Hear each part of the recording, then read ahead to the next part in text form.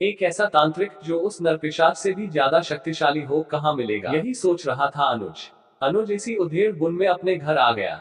वहाँ उसके पिता रामपाल जी ने कहा, अनुज मैं चाहता हूँ तू कल शहर वापस चला जा। मैंने सुना है कि तू अपने दोस्त की मौत का बदला उस नरपिशाच से लेना चाहता है। इस सब चक्कर में मत पड़ और शहर चला जा। सफर भाग 1 हॉरर स्टोरी पिशाच की कहानी।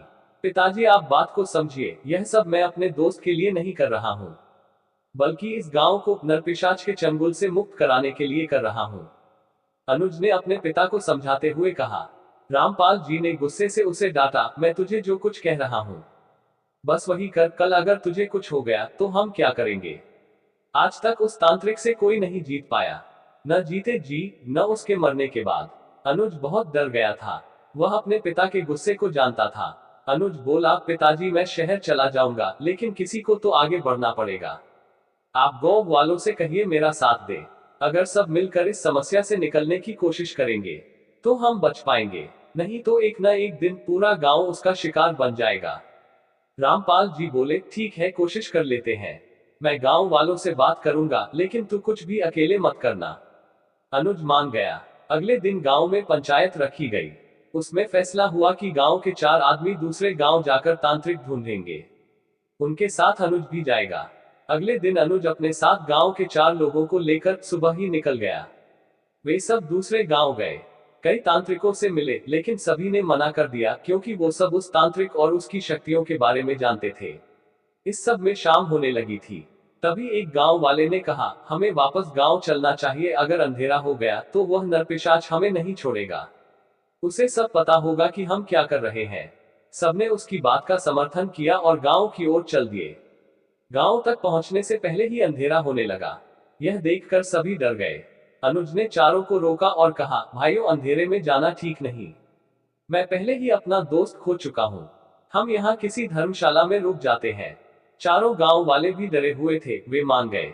सभी वापस मुड़ गए, लेकिन तभी उन्हें किसी के रोने की आवाज सुनाई दी। अनुज पीछे मुड़ जाना चाहता था। तभी एक गांव वाले ने उससे कहा, ऐसी गलती मत करना, यह उसी नरपिशाच की चाल है। पीछे मुड़कर देखा तो वो तुम्हें अपनी ओर बुला लेगा। अनुज सावधान हो गया और वापस चलने लगा। तभी उसके कानों में आवाज पड़ी, रुक जा दोस्त, इतने साल की दोस्ती अब दोस्त को अकेला छोड़कर जा रहा है। यह नरपिशाच मुझे रोज मारता है, मुझे बचा ले। अनुज पीछे मुड़ा और देखा, एक खेत की पगडंडी पर उसका दोस्त राहुल खड़ा रो रहा था। उसके कपड़े फटे हुए थे। उसके कपड़ों पर कई जगह खून लगा था। उसके हाथों से भी खून बह रहा था। अनुज रोता हुआ अपने दोस्त की तरफ तेजी से भागा, लेकिन गांव के 4 लोगों ने उसे तेजी से पकड़ लिया। अनुज चिल्लाने लगा, छोड़ो मुझे, मेरा दोस्त बुला रहा है, मुझे उसे छुड़ाना है। तभी एक गांव वाले उसे थप्पड़ मारा, बेवकूफ तू तो मरेगा ही, हमें भी मरवाएगा। वो तेरा दोस्त नहीं है। नरपिशाच ने उसे अपना चेला बना लिया है। वह अब तेरा दोस्त नहीं है। नरपिशाच मार डालेगा हम सबको। अनुज की हालत खराब हो गई थी। वही वही जमीन पर बैठ गया। एक ने उसे पानी पिलाया। उसकी आंखों से अब भी आंसू बह रहे थे। 2 आदमियों ने उसे उठाया और अपने साथ लेकर आगे बढ़ गए। पांचों अब एक धर्मशाला में रुक गए थे और सुबह होने का इंतजार कर रहे थे।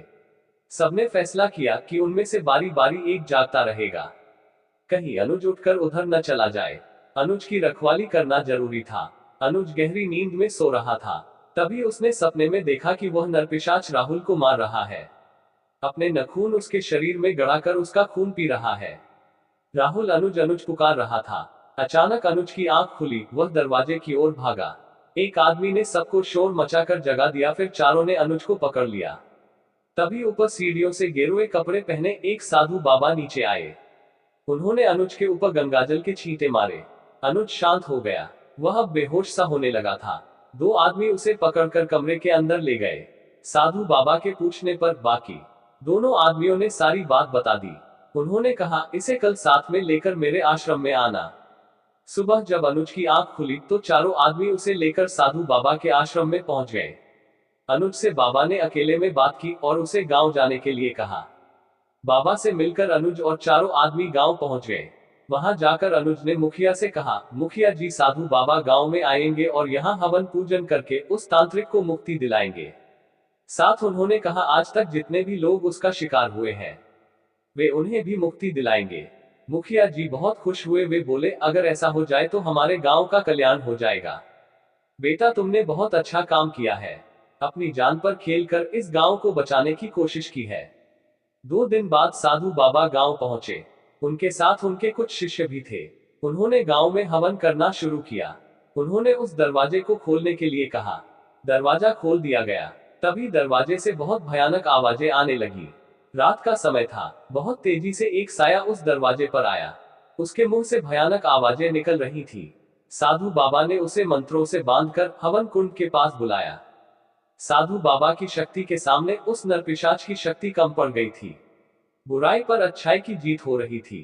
कुछ ही देर में उसकी आत्मा को मुक्ति मिल गई। गांव में खुशी की लहर दौड़ गई। साधु बाबा ने खेतों में जाकर गंगा जल छिड़का, साथ ही गांव वाले भी अपने अपने खेत में पहुंचे। इसके बाद साधु बाबा ने गांव की सीमा पर जाकर एक बड़ी सी कील मंत्र सिद्ध करके मुखिया जी को दी और कहा, इसे यहाँ गाड़ दो। आज के बाद कोई भी बुरी शक्ति गांव में प्रवेश नहीं कर सकेगी। इस तरह गांव वालों को उस नरपिशाच से मुक्ति मिल गई।